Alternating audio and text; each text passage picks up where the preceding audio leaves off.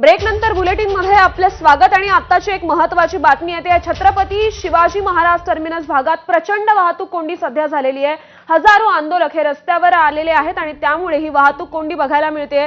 Police आंदोलकांचा समजूत काढण्याचा प्रयत्न करतायत, परंतु आंदोलनकर्ते हे रस्त्यावर बसलेले आहेत आणि त्यामुळे संपूर्ण रस्त्यावर प्रचंड वाहतूक कोंडी सध्या झालेली आहे आणि मोठ्या कार्यकर्त्यांसह प्रचंड संख्येने सध्या कार्यकर्ते इथे पोहोचलेले आहेत आणि या वाहतुकीच्या अपडेट संदर्भात अधिक माहिती देतील आपले प्रतिनिधी सचिन घाड। सचिन,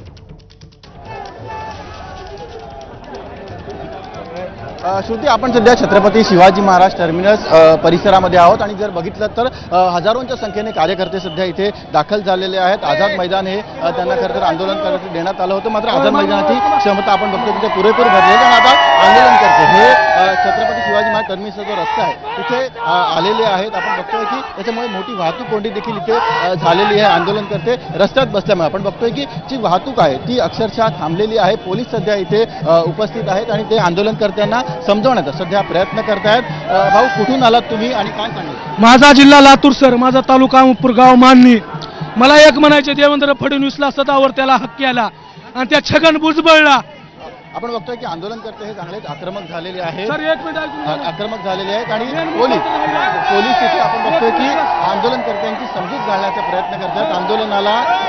आंदोलनाला आझाद मैदान ही जागा देण्यात आली होती, मात्र आझाद मैदानाची क्षमता ही संपलेली आहे आणि त्यामुळे आपण बघतोय की आंदोलनकर्ते हे रस्त्यावरती इथे आलेले आहेत। आपण बघतोय की स्पीकर ध्वनिक्षेपक घेऊन इथे आंदोलनकर्ते आलेले आहेत। तिकडे पोलिसांचं असं म्हणणं आहे की आंदोलनाला आझाद मैदान जागा देण्यात आलेली आहे, त्यामुळे वाहतुकीला अडथळा होऊ नये याची दक्षता घेण्यात यावी। मात्र तिथेच आपण बघतोय की आंदोलनकर्त्यांना बराच वेळ चालत यावं लागलं आणि त्यामुळे त्यांच्या इकडे रोज देखील आपल्याला दिसून येतं। जवळपास 20 किलोमीटर त्यांना पायपीट करावी लागले। तुम्ही कुठे तुमची गाडी कुठून आलात, कुठे गाडी सोडली आणि किती तुम्हाला पायी चालावं लागलं? सर, कळंबुरी माहिती आहे ना तुम्हाला? कळंबुरी तिथं गाडी आहेत, आमच्या तिथं गाडी आहेत। ते झालं तर झालं, पण देवेंद्र फडणवीस, लक्ष्मण हक्के ह्यांना मला एक प्रश्न विचारायचं सर। मी 4 तास लागले सर, 4 तास। रात्री आम्ही 3 वाजता निघालतो, सकाळी इथं 7 वाजता पोहोचलो। सर, मी आदरणीय मनोज दादाचा बाले किल्ला बीड जिल्ह्यातून आलेलो आहे। पोलिसांनी आम्हाला 10-20 किलोमीटर लांब अडवलंय आणि इथं सर्व त्यांच्या गाड्या चालू आहेत। पक्षी पोलिसाला हात जोडून एवढीच विनंती की मराठा समाज जेवढ्या गाड्या जवळ येऊन द्या तेवढं प्लीज देवेंद्र साहेब येऊ द्या, आमची हाल करू नका, तेवढं आम्ही रस्त्यावरच उतरणार नाहीत।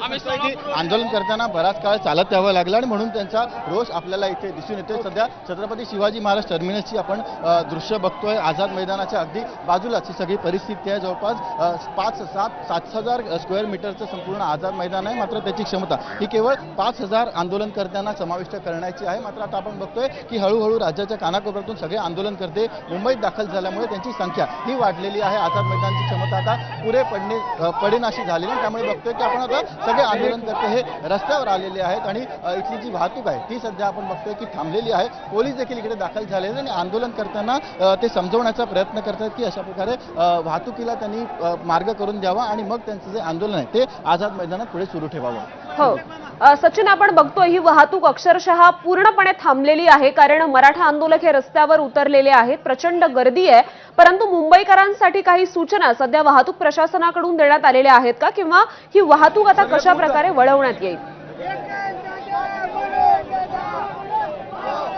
आपण बघतोय की फ्रीवे वरून आझाद मैदानाच्या दिशेने येण्याच्या सूचना या आंदोलनकर्त्यांना देण्यात आलेल्या होत्या, त्यामुळे फ्रीवे सध्या वाहतुकीसाठी बंद आहे। मात्र हजारोंच्या संख्येने आंदोलनकर्त्यांच्या गाड्या देखील मुंबईच्या दिशेने रवाना झालेल्या होत्या आणि म्हणून संपूर्ण फ्रीवे हा आपण बघतोय की केवळ आंदोलकांसाठी ठेवण्यात आलेला आहे आणि जे इतर मार्ग आहेत, आपण सध्या आझाद मैदानाच्या जवळची दृश्य बघतोय। आझाद मैदानात मुंबईचा महत्त्वाचा हा सेंटर पॉईंट आहे आणि इथे आपण बघतोय की हजारोंच्या संख्येने कार्यकर्ते सध्या जमलेले आहेत, त्यामुळे संपूर्ण या परिसरात वाहतूक कोंडी आहे। आपण बघतोय की आता काही वेळातच कार्यालयाचे वेळ देखील सुरू होईल, त्यामुळे जर इथली वाहतूक कोंडी तात्काळ क्लिअर केली नाही तर मग वाहतूक कोंडी ही मुंबईच्या इतरत्र भागात देखील वाहतूक कोंडीचा सामना हा मुंबईकरांना करावा लागू शकतो। हो सचिन, अगदी खरं आहे, कारण इथे सध्या मोठ्या संख्येनं मराठा आंदोलक सध्या जमलेले आहेत, परंतु आपण बघतोय मनोज जरांगे पाटील हे अजून आझाद मैदानावर दाखल झालेले नाहीयेत। या संदर्भातले अधिक अपडेट्स घेऊयात आपले प्रतिनिधी अक्षय भाटकर यांच्याकडून। अक्षय, सध्या मनोज जरांगेंचा ताफा कुठवर पोहोचलाय आणि साधारणतः किती वेळ लागू शकतो